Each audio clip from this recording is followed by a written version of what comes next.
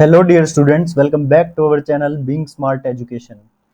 हमने अपना field extension subject की यूनिट 1 शुरू की हुई है और पिछली क्लास जितनी भी हो चुकी हैं उन सब की मैंने एक फील्ड एक्सटेंशन की प्लेलिस्ट बना दी है। तो आप क्लास 1 से देखिए, आपको अच्छे से समझ आएगा। तो पिछली क्लास में हमने एक थ्योरम की थी, उसमें हमने क्या पढ़ा था, उसकी स्टेटमेंट आपको याद रखनी है। क्या है उसकी स्टेटमेंट कि अगर के ओवर एफ कोई फील्ड एक्सटेंशन है और अल्फा बिलोंग टू के is algebraic over f if and only if fa over f dimension of fa over f या degree of fa over f is finite। मतलब अगर ये फाइनाइट है तो alpha belong to K algebraic होगा over F, और अगर ये alpha belong to K algebraic over F है तो एफ ए ओवर एफ की डिग्री फाइनाइट होगी या फिर डायमेंशन फाइनाइट होगी।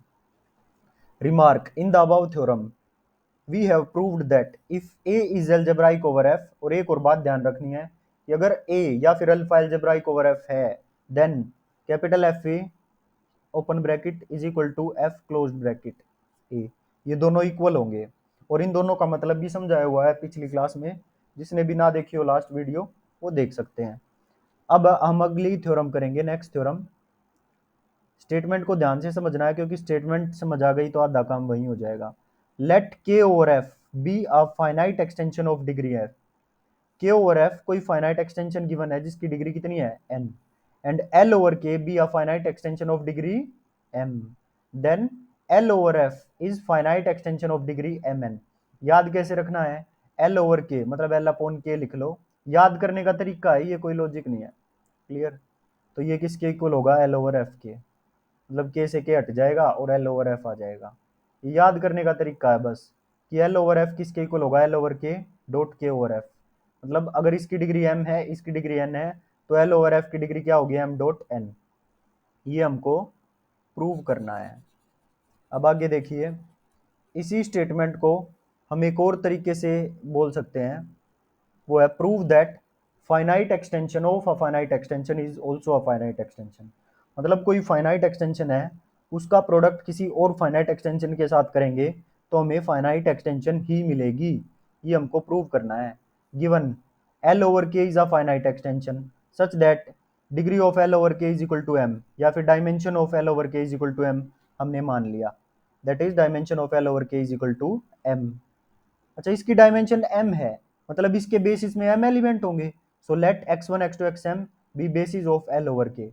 Now given that k over f is a finite extension, और k ओवर f भी हमें फाइनाइट एक्सटेंशन गिवन है, such that dimension of k over f is equal to n, that is dimension of k over f is equal to n। अच्छा, इसकी dimension या degree n है, तो इसका मतलब इसके बेसिस में कितने एलिमेंट होंगे, n एलिमेंट होंगे बेसिस में of k over f। Now let x belong to l। अब ध्यान से देखना, हमने शुरू में क्या लिया है, एल ओवर के। एल ओवर के की डायमेंशन कितनी है, एम। ठीक, तो हमने एक एलिमेंट उठा लिया एक्स, किस में से, एल में से, मतलब इस एल में से एलिमेंट उठाया X, X belong to L. Then तो हम एक्स को इसके बेसिस के एलिमेंट के लीनियर कॉम्बिनेशन में लिख सकते हैं ना, इस एक्स को alpha one x one, alpha two X two, alpha M X one, where alpha I's. तो ये जितने भी alpha one alpha two alpha M है, ये सारे किसको बिलोंग कर रहे हैं, फील्ड को, के को। और यहाँ फील्ड कौन है, ये तो है फाइनाइट एक्सटेंशन एल ओवर के, एल तो है फाइनाइट एक्सटेंशन और के है फील्ड। क्लियर? तो फील्ड के है तो जो स्केलर्स होंगे वे फील्ड में से ही तो आते हैं, तो अल्फा आईज किस में से होंगे, के में से। अच्छा, इसको हम शॉर्ट में भी लिख सकते हैं, X is equal to summation I from one to M alpha I x I, summation की फॉर्म में भी लिख सकते हैं। Now now alpha I belong to K, alpha I belong to K है, और Y one Y two Y N be basis of K over F. अभी किया है ना हमने। अब की बार आगे देखो, ये तो हो गया एल ओवर के की तो बात हो गई खत्म। अब बात है के ओवर एफ की। अब यहाँ पे के एक्सटेंशन है और एफ फील्ड है। ठीक, जो स्केलर्स होंगे वो एफ फील्ड में से आएंगे। तो यहाँ से आया हुआ हमारा alpha I belong to K, alpha I belong to K and Y one Y two up to Y N be the basis of K over F. So alpha I belong to K, alpha I extension में से ले रहे हैं हम, तो हम इसको कैसे लिख सकते हैं, alpha I one, alpha I one Y one, alpha I two Y two, alpha I N Y N, alpha I N Y N. मतलब इसको समेशन की फॉर्म में कैसे लिखेंगे, समेशन आई तो पहले से ही है तो आई नहीं ले सकते, जे ले लेते हैं। J is from 1 to n alpha I J Y J, क्योंकि आई तो यहाँ पे फिक्स किया हुआ है और 1 to n चलेगा जे। सो यहाँ पे जे लिख लिया, alpha I J Y J where alpha I J belong to field. और ये जो अल्फा आई वन अल्फा आई टू अल्फा आई एन है, ये सारे स्केलर्स किससे आएंगे, फील्ड एफ से। अभी तो बताया कि ये के ओवर एफ है, तो ये एफ फील्ड से आएंगे जो भी इसके स्केलर्स होंगे। अच्छा, तो दोबारा से लेके आओ एक्स को, एक्स किसके इक्वल था, अल्फा वन एक्स वन के, I is from 1 to m। अच्छा, अल्फा आई की वैल्यू हमारी आई है, summation J is from 1 to n alpha I J Y J. Clear, तो समेशन ब्रैकेट खोल लिया, ये समेशन लिख दिया आई एंड जे, क्योंकि आई भी लग रहा है इसी पे और जे भी लग रहा है, और कंबाइन करके लिख दिया alpha I J X I और Y J, where alpha I J belong to F and X I and Y J belong to L, जो कि हम ऊपर करके आ चुके हैं।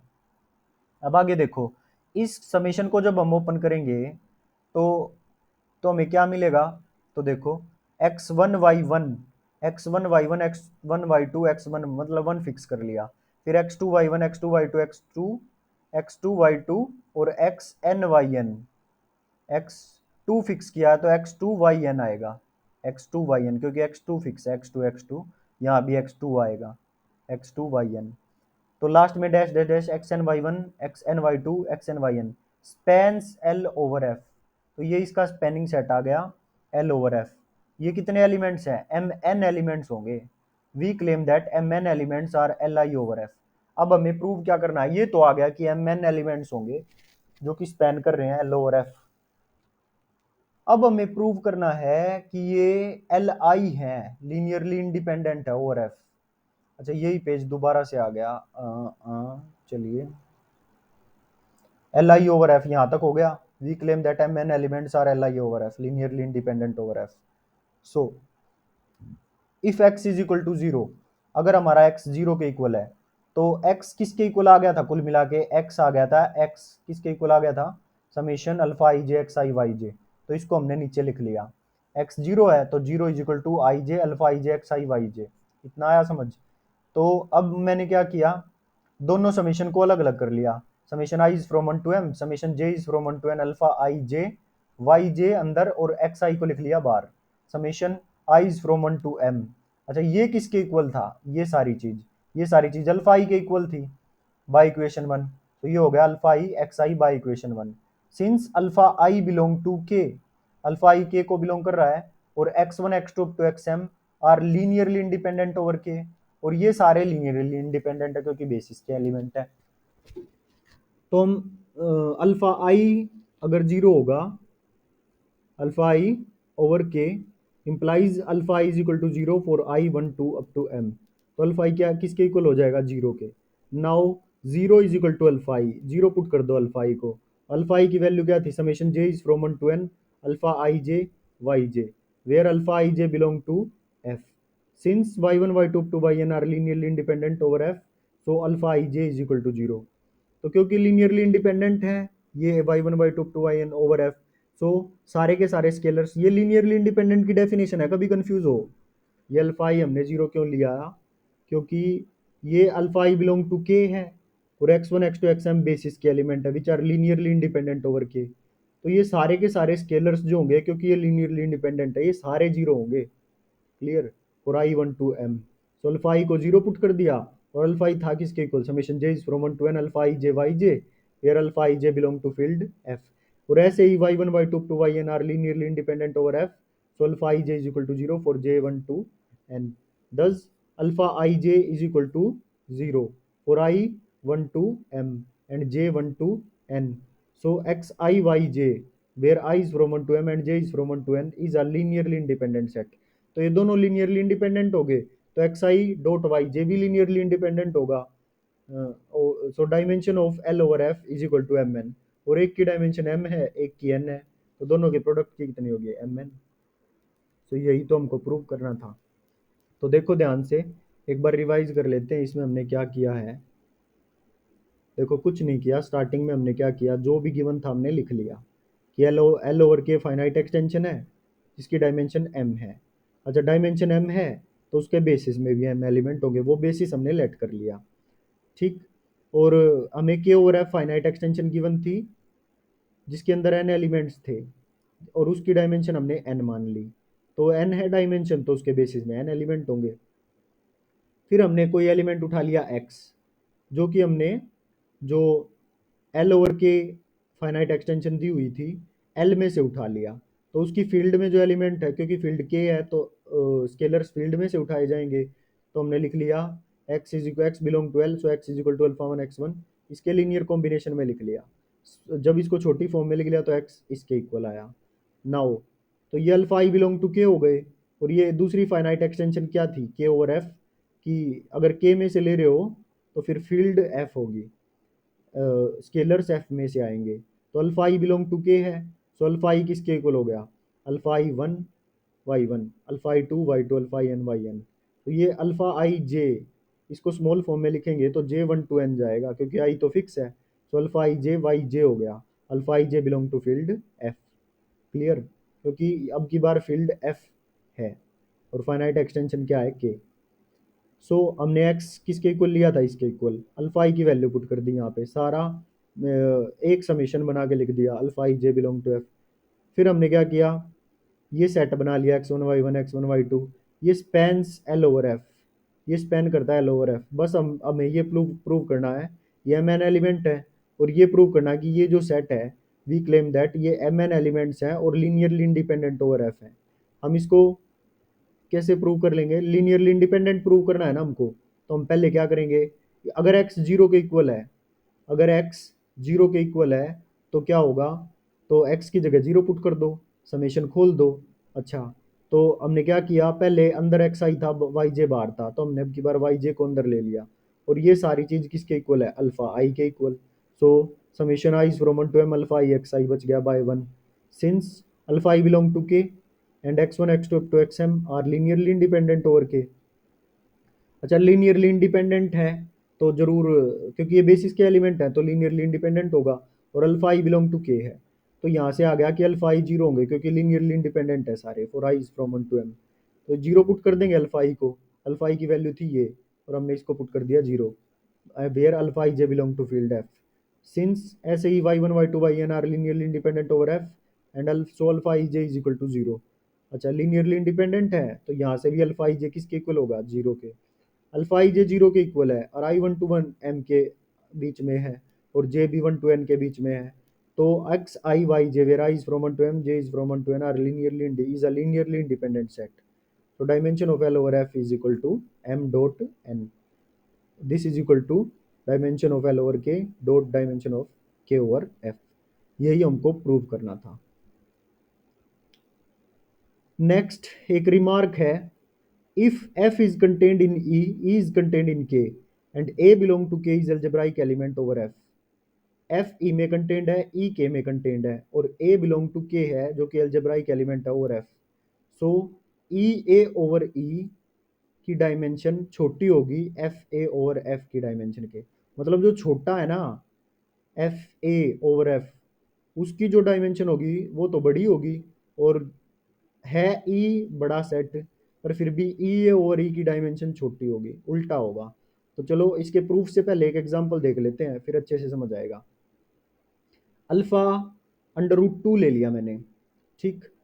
अच्छा, ओवर क्यू काम करेंगे हम, और यहाँ पे क्या है कि Q contained in R contained in C complex number, ये तीन है, जैसे उसमें कंटेंट था ना ऐसे ही कंटेनमेंट इन तीनों में है। तो alpha is equal to root two ले लिया ओवर क्यू, ओवर क्यू बात करेंगे हम पहले। अल्फा रूट टू ले लिया मैंने, तो पी एक्स कोई पोलिनोमियल है जो कि इसमें रखने पर एक्स स्क्वेयर माइनस टू रखने पर, मतलब अंडर रूट टू का स्क्वेयर माइनस टू सेटिस्फाई कर रहा है ना। तो इसकी डिग्री कितनी है, टू। तो q root two over q is equal to two. ऐसे ही alpha is equal to root two over r देखते हैं, तो इसमें तो चेक कर लिया ओवर क्यू, अब ओवर आर चेक कर रहे हैं हम। ओवर आर पोलिनोमियल क्या बनेगा, एक्स माइनस रूट टू, क्योंकि यहाँ पर अंडर रूट टू से भी काम चल सकता है क्योंकि रियल नंबर है और रियल नंबर में रैशनल और इरेशनल दोनों होते हैं। तो इसकी डिग्री कितनी हो गई, R root two over R की एक डिग्री हो गई। तो इससे क्या आ गया कि जो रियल वाला है ना जो बड़ा था R root two over R, वो छोटा हो गया Q root two over Q से। इसका क्या मतलब है कि ये हमने पी वन एक्स लिया था, ये हमने पी एक्स लिया था, पी वन एक्स डिवाइड करेगा पी एक्स को, ये है रिमार्क। अच्छा, ये तो एग्जाम्पल से समझ आ गया। अब देखो जनरल हम कैसे करेंगे। let f contained in key is contained in k and a belong to k is algebraic over f। तो a कोई एलिमेंट, जैसे हमने वहां रूट टू लिया था वैसे यहाँ a ले लिया, is algebraic over f। अच्छा अब आगे देखो। अच्छा algebraic है तो एक पोलिनोमियल एग्जिस्ट करेगी f x, lambda naught lambda one x plus lambda n x belong to F x. अच्छा एफ ए किसके इक्वल होगा, अगर ये पोलिनोमियल सेटिस्फाई करेगी ए पॉइंट को, हमने ऐसी पोलिनोमियल ली है ना, तो एफ ए जीरो के इक्वल होगा। Where f x belong to F ring of polynomial F x and this is contained in E x. और एफ एक्स हमारा ई एक्स में कंटेंड है, देखो एफ कंटेंड इन ई है ना, तो एफ एक्स ई एक्स में कंटेंड होगा। तो F x belong to E x आ गया, यहाँ तक कोई दिक्कत नहीं। और अच्छा तो ये इसमें कंटेंट आ गया, तो ए इसमें अलजेब्राइक है तो ई एक्स में भी अलजेब्राइक होगा, implies a is algebraic over E as well. तो पी एक्स कोई मिनिमल पोलिनोमियल है ए ओवर एफ, और पी वन एक्स कोई मिनिमल पोलिनोमियल है ए ओवर ई, तो यहाँ से क्या आ जाएगा, पी वन एक्स डिवाइड करेगा पी एक्स को, ठीक। और पी एक्स में बी रिड्यूसिबल इन ई एक्स, और पी एक्स जो है, जो पी एक्स पोलिनोमियल होगा जिसको पी वन एक्स डिवाइड करेगा, वो पी एक्स पोलिनोमियल रिड्यूसिबल हो सकता है इन ई एक्स, ठीक। और degree of P one x is less than equal two degree of P x, ये तो हम एग्जाम्पल में देख ही चुके हैं। मतलब E A over E is less than equal to F A over F, ये था रिमार्क। तो आज की क्लास में इतना ही। होप आप सबको समझ आया होगा, आज की थ्योरम भी समझ में आई होगी। जिसको ना आई हो वो वीडियो को दोबारा चला कर देख लें, समझ में आ जाएगी। थोड़ा सा तो देखो याद करना ही पड़ेगा। और अगर आपको समझ आ रहा है तो प्लीज़ चैनल को सब्सक्राइब जरूर करें, अपने फ्रेंड्स के साथ शेयर कर सकते हैं। और कोई बात अच्छी लगती है तो आप कमेंट में बता सकते हैं। मिलते हैं नेक्स्ट वीडियो में। Thank you so much.